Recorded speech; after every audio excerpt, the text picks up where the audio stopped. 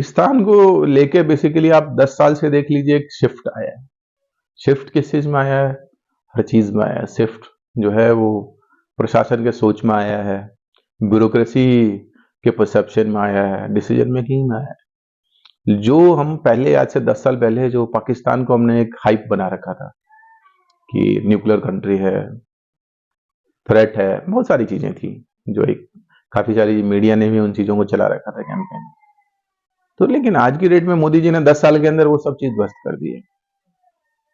जो लोग पहले न्यूक्लियर की धमकी देते थे, हर गली में लोग धमकी देते थे, आज की डेट में न्यूक्लियर की कोई बात नहीं कर रहा है, जब से पुलवामा हुआ है।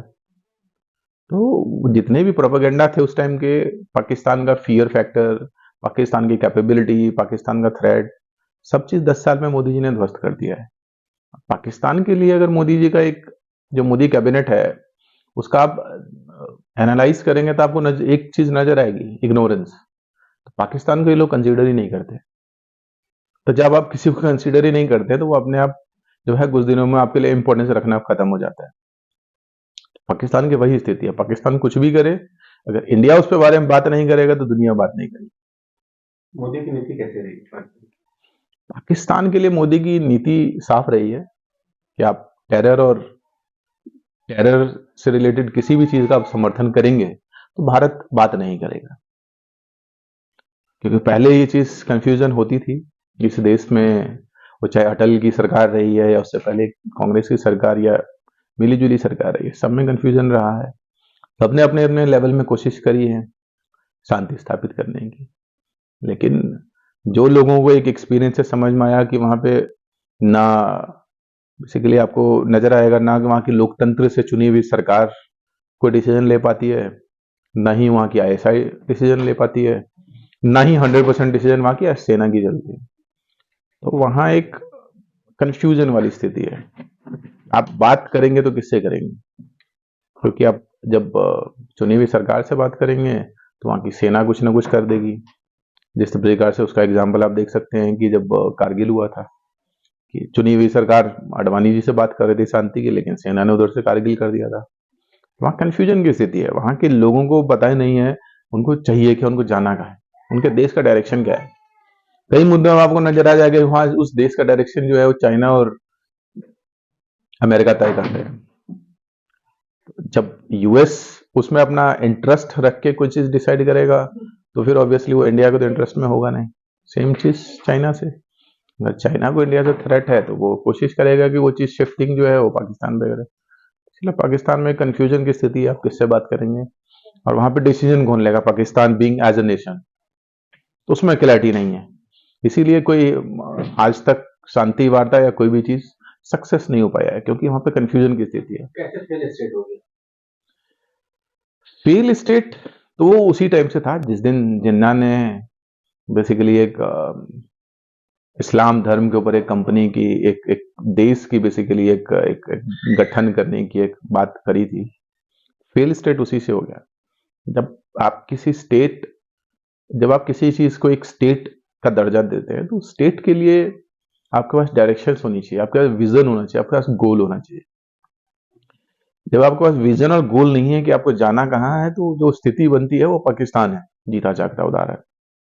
उसको ये नहीं पता उसको जाना कहाँ है, उसको ये नहीं पता उसको करना कहाँ है। जो उसको पैसा दे देता है वो उसके हिसाब से उस टाइम का वो काम कर देता है। जैसे यूएस ने एक टाइम तक पैसा दिया जब तक अफगानिस्तान में था, तो यूएस की सोच काम करता था। यूएस के जाने के बाद चाइना ने पैसे दिया तो चाइना के हिसाब से पॉलिसीज बनाता था। तो उसकी अपनी कोई जो पॉलिटिकल या एक ग्लोबल लाइन है, विजन डायरेक्शंस, वो नहीं है। जब आपके पास वो नहीं होता है तब स्थिति कंफ्यूजन और इन चीजों के लिए रहेगी। पाकिस्तान डर क्यों रहा है भारत से? भारत से पाकिस्तान ही नहीं डर रहा है, भारत से आपको बहुत सारी कंट्रीज मिल जाएंगी देख डरते हुए आज के टाइम में। वो आप चाहे टर्की ले लीजिए जिसका बॉर्डर डिस्प्यूट कहीं नहीं है, चाहे आप चाइना ले लीजिए, चाइना से भी कहीं नहीं है, थ्रेट परसेप्शन बहुत होती थी। 2020 में जब इन्होंने गलवान करी तो गलवान के बाद इनको भी वो चीज समझ में आ गई कि इंडिया की अब वो स्थिति नहीं है, वो पोस्चर अब नहीं है कि आप थ्रेट कर देंगे कि इंडिया कंस्ट्रक्शन बंद कर देगा, इंडिया डेवलपमेंट प्रोजेक्ट्स बॉर्डर पे नहीं लाएगा। आज के डेट में बिहारों का और मोदी गवर्नमेंट का बहुत बड़ा फोकस है चाइना बॉर्डर। और आप इससे पहले कि आप जो विपिन रावत थे, जनरल विपिन रावत, उनका स्टेटमेंट देख लीजिए।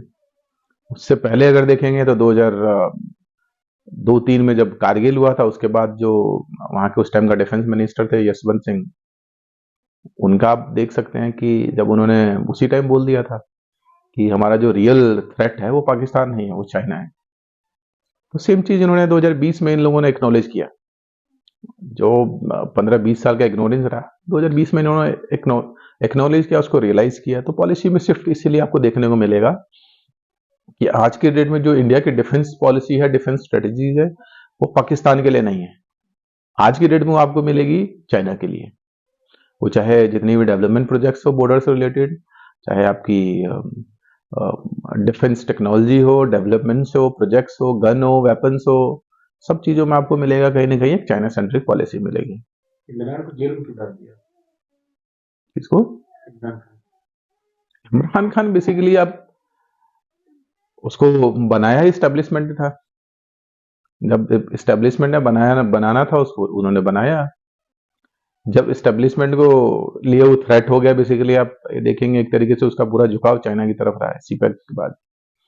तो एक टाइम के बाद चाइना से भी उसने एक तरीके से वो अलाइनमेंट डिफरेंट रूट ले लिया। यूएस से तो ले ही लिया था, जहां चाइना होगा वहां यूएस नहीं होगा। तो एक तरीके से इमरान खान स्टैब्लिशमेंट का भी शिकार हुआ, प्लस एंटी यूएस जो उसकी सेंटीमेंट रही है, कहीं ना कहीं उसका भी उसको खामियाजा भुगतना पड़ा। अब उसका क्या फ्यूचर है? इमरान खान का अभी तो कोई फ्यूचर नहीं है। यस, देखिए अब जैसे पाकिस्तान की स्थिति रही है, जब भी कोई भी राष्ट्रपति या प्रधानमंत्री जब भी वहां का सत्ता से बेसिकली जब निकलती है, चाहे आप भुट्टो को देख लीजिए, चाहे नवाज शरीफ को ले लीजिए, तो एक तरीके से इनडायरेक्ट कम्युनिकेशन होती है एस्टेब्लिशमेंट की कि आप देश छोड़ दो। तो इमरान खान ने वो किया नहीं, एस्टेब्लिशमेंट की बात नहीं मानी। तो इसी का आपको नतीजा देखने को मिलेगा कि वो जेल में है और मल्टीपल केसेस उनके पास 10-12-15 केसेस उनके पास चल रहे हैं। तो इट्स अबाउट द सेटलमेंट। जैसे ही स्टैब्लिशमेंट के साथ वो सेटलमेंट कहीं ना कहीं एक लेवल पे आ जाएगी, तो वो सब चीज जैसे नवाज शरीफ के अगेंस्ट सारी केसेस विड्रॉ हो गई, खत्म हो गई, सेम चीज इमरान खान के साथ हो जाएगा। लेकिन पाकिस्तान के चुनाव में धांधली। पाकिस्तान के चुनाव में धांधली जो है वो तो हमेशा से रहा है। तो पाकिस्तान के बेसिकली चुनाव जो है, स्टेब्लिशमेंट को एक फेस चाहिए, तो वो फेस है चुनाव। क्योंकि सरकार वहां की चलानी तो स्टेब्लिशमेंट नहीं है, स्टेब्लिशमेंट ही चलाती है। वो चाहे सरकार कोई भी है, चुनकर कोई भी आए, और चुनकर लेकिन वो इसी को लाते हैं जो स्टेब्लिशमेंट की लाइन ले।